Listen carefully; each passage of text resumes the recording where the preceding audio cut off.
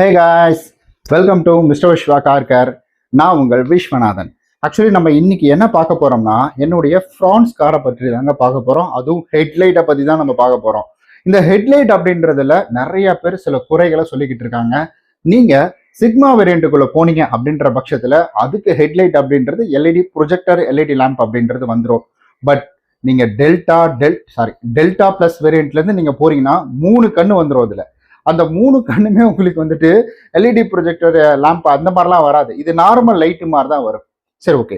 அப்போ என்கிட்ட கேட்டது என்னன்னா, அப்போ ஃப்ரான்ஸ் கார் வாங்குறது வேஸ்டா? ஏங்க ஒரு லைட்டு சரியில்லை எப்படிங்க வாங்குறது அப்படின்ற மாதிரி கேள்வி கேட்டிருந்தாரு. அப்படி கிடையாதுங்க. நீங்க வந்துட்டு ஃபுல்லா பிளைண்டா இருக்கு, நம்ம ரோடு ஒண்ணுமே தெரியல அப்படின்றதுலாம் கிடையாது. இது வந்துட்டு கம்ப்ளீட்டா அவாய்ட் பண்ணிப்பேன் நான். என்ன பிரச்சனை அப்படின்னு கேட்டீங்கன்னா, எல்லாருமே ரூல்ஸை ஃபாலோ பண்ணிட்டாங்க. அதாவது வந்துட்டு அவங்களுடைய லைட் வெளிச்சத்தை வந்துட்டு ரொம்ப மூஞ்சிக்கு நேரம் அடிக்காத மாதிரி பண்ணிட்டாங்க அப்படின்னாலே கண்டிப்பா இது வந்துட்டு கவர்மெண்ட் அப்ரூவோட தான் இந்த லைட் அப்படின்றது கொடுத்துருக்காங்க. ஸோ ஒரு சிலர் அதையும் தாண்டி ஹை பீம் போடும் பொழுது ஹைவேஸ்ல நீங்க போறீங்கன்னா, இல்ல ஹைவேஸோ இல்ல ரூரல் ஏரியாவில நீங்க போகக்கூட நார்மலா ஒரு வெளிச்சம் எப்படி இருக்கணுமோ கரெக்டா உங்களுக்கு அந்த விசிபிலிட்டி சைடு ஒயில்டா தெரியறது எல்லாமே தெரியும். ஆனா பிரச்சனை என்னன்னா, ஆப்போசிட்ல வர்றவங்க ஹை பீம்ல வராங்க, அந்த ஹை பீமை கம்மி பண்றது கிடையாது, அந்த மாதிரி எதுவுமே பண்ணல அப்படின்ற பட்சத்துல இந்த லைட் வந்து டாமினேட் ஆகுது. அதாவது ஒருத்தர் நார்மலா பேசிட்டு இருக்காரு, இன்னொருத்தர் கத்தி போய் பேசுறாருன்னா அப்ப ஹைலைட்டா தானே பார்ப்பாங்க. அவன் கத்தி பேசுறான் அப்படின்ற மாதிரி, ஏன்பா இவ்வளவு கத்திட்டு இருக்கான் அப்படின்ற மாதிரி. அந்த மாதிரி தான் இதுவும். நம்ம நார்மலா போயிட்டு இருப்போம், ரோடு நல்லா தான் தெரியும், விசிபிலிட்டி நல்லா தான் இருக்கும். ஆனா பிரச்சனை என்னன்னா, ஆப்போசிட்ல வர்றவங்களுடைய ஹை பீம் கொஞ்சம் பெருசா போட்டிருக்காங்க, அந்த ரூல்ஸுக்கு வராதபடி போட்டிருக்காங்க அப்படின்ற பட்சத்துல கண்டிப்பா நமக்கு ரோடு தெரியாது. இப்பெல்லாம் இன்ஸ்டால நிறைய வீடியோ பாக்குறேன், அந்த வெளிச்சம் அப்படின்றது கரெக்டா அந்த ஒரு பாக்ஸ் மாதிரி கோடு போட்ட மாதிரி கீழே தான் அடிக்கும், முட்டிக்காலுக்கு கீழே தான் அடிக்கும். பட் நம்ம ரோட்ல எல்லாம் பார்க்கும்போது எப்படி இருக்கும்னா, லாரிங்க அது அவ்வளவு ஹைட்ல இருக்கும், அந்த லாரியில அப்படியே ஜனவாச வண்டி மாதிரி இருக்கு, அவ்வளோ லைட்டு முன்னாடி. அந்த லாரி மூஞ்சே தெரியல, ஏதோ லைட்டை மட்டும் பெரிய லைட்டா வந்துட்டு எடுத்துட்டு யாரோ வராங்க. அந்த சைனாக்காரன் எல்லாம் பேட்டரி லைட்டை வச்சுட்டு நைட் டைம்ல வீடியோ போடுறது, அந்த மாதிரி ஒரு லைட் எடுத்துட்டு யாரோ வராங்கப்பா அப்படின்னு, குதிரை மேல வராங்க அப்படின்ற மாதிரி தான் இருக்கும் அந்த லாரியே தெரியாத அளவுக்கு. ஆனா அந்த மாதிரி இருந்ததுன்னா கண்டிப்பா ரோடு விசிபிலிட்டி அப்படின்றது நமக்கு தெரியாது. அதுதானே தவிர மற்றபடி நீங்க பாட்டுக்கு ரோட்ல போறீங்க, அவங்க ரூல்ஸை ஃபாலோ பண்ணி லைட் போட்டிருக்காங்க அப்படின்னா கண்டிப்பாக உங்களுக்கு விசிபிலிட்டி தெரியும். இது எடுத்துட்டே போக முடியாது அப்படின்றதெல்லாம் கிடையாது. ஏன்னா எனக்கு வந்துட்டு கிட்டத்தட்ட 1 வருஷம் 8 மாசம் அனுபவம் அப்படின்றது இருக்கு, 9 மாசம் அனுபவம் அப்படின்றது இருக்குது. அதை வச்சுதான் நான் சொல்றேன். நான் லைட் வெளிச்சம் ஓகே சூப்பர் தான். ஸோ சில நேரங்களில் இந்த ஹைபீமே ஒருத்தருக்கு இரிட்டேட் பண்ணும். ஒரு சிலர் இருக்கலாம், ஹைபீம் போட்டு போட்டு அடிக்கணும்னா வச்சுக்கோங்க, அது அவங்களை வந்து டிஸ்ட்ராக்ட் பண்ணும். அதாவது எவன்டா அவன் மூஞ்சி நேரம் லைட் அடிச்சுட்டு இருக்கான் அப்படின்ற மாதிரி. ஸோ ஃப்ரான்ஸ் காரை பொறுத்த வரைக்கும் நீங்க என்ன கேட்டாங்க, அப்கிரேட் பண்ணலையா, அதை பத்தி வீடியோ போடுங்க அப்படின்ற மாதிரி கேட்டாங்க. அப்கிரேடுக்கான ஆசை தான் எனக்கு. கார் வாங்குறவங்களுக்கு எப்படிங்க காரை அப்கிரேட் பண்ணாம இருக்கணும் அப்படின்றது எப்படி இருக்கும்?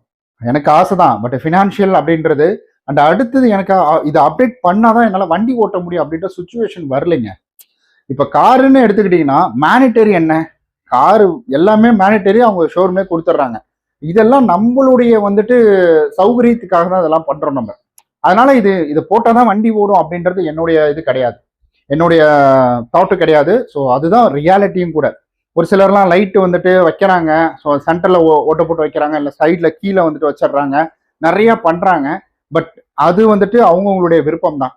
அப்கிரேட் பண்றது பெட்டர். ஆனா அப்கிரேட் பண்ணினா வண்டி ஓட்டவே முடியாதா அப்படின்னு கேட்டீங்கன்னா அதுதான் கிடையாது. நம்ம கரெக்டா ஆவரேஜான ஸ்பீட்ல கரெக்டான அதாவது ரோடு ரூல்ஸ் அண்ட் ரெகுலேஷனை ஃபாலோ பண்ணி ஓட்டினாலே போதுங்க.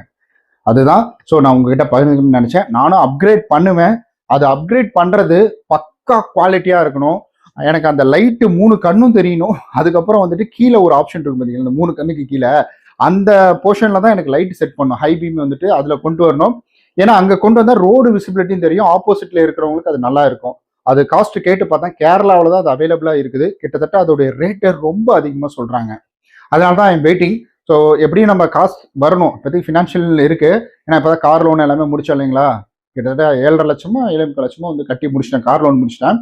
அதை பற்றி வீடியோ வேணும்னா சொல்லுங்க, நான் போடுறேன். நான் எப்படி முடிச்சேன், அது ப்ராசஸ் என்ன அப்படின்றது, ஹைபர்திகேஷன் எப்படி ரிமூவ் பண்ணேன், பைக்குக்கும் ரிமூவ் பண்ணியிருக்கேன், அதை பற்றி தெளிவாக ஒரு வீடியோ அப்படின்றது கொடுக்குறேன். சரி, ஓகேங்க. இப்போ அதனால தான் நான் வெயிட்டிங் பண்ணிட்டு இருக்கேன். எனக்கு 2 ஐடியா என் வண்டியில வந்துட்டு மேனிட்டரியா நான் பண்ணி ஆகணும். ஃப்ளோர் 3D ஆர் வந்துட்டு 70 மேட் அப்படின்றது ஃப்ளோர்ல போடணும். அடுத்தது இதுல முக்கியமான வந்து டேம்பிங் நான் பண்ணணும். ஏன்னா வெயிலோடைய இம்பாக்ட் அப்படின்றது உள்ள தெரியுது, கூலிங் சரியா வரமாட்டேங்குது. அந்த டேம்பிங் பண்ணணும். அடுத்தது ஏசி, ரியர் ஏசி ஃபிக்ஸ் பண்ணோம். ஏன்னா வந்து டெல்டா பிளஸ்ல ரியர் ஏசி கிடையாது. இந்த காசுக்கு அவங்க கொடுத்துருக்கலாம், ஏன் கொடுக்கல அப்படின்றது தெரியல. ஓகே கைஸ், ஸோ இதை தான் நான் உங்கள்கிட்ட பகிர்ந்துக்கணும் அப்படின்னு நினைச்சேன். வீடியோ பிடிச்சிருந்தா லைக் பண்ணுங்க, சப்ஸ்கிரைப் பண்ணுங்க, கமெண்ட் பண்ணிடுங்க. அண்ட் கார் ரிலேட்டடாக எக்கச்சக்கமான வீடியோஸ் நம்ம போட்டுருக்கோம், மறக்காம அதெல்லாம் போய் பார்த்துட்டு சப்ஸ்கிரைப் பண்ணி வச்சுக்கோங்க. வேற ஏதாவது கார் ரிலேட்டடான கேள்விகள் இருக்குன்னா அதை கீழே மறக்காம கமெண்ட்ல சொல்லுங்க. நம்ம நாளைக்கு இது போல வேற ஒரு பயனுள்ள வீடியோ சந்திக்கலாம். அதுவரை உங்களிடமிருந்து விடைபெறுவது உங்கள் விஸ்வநாதன். பாய்.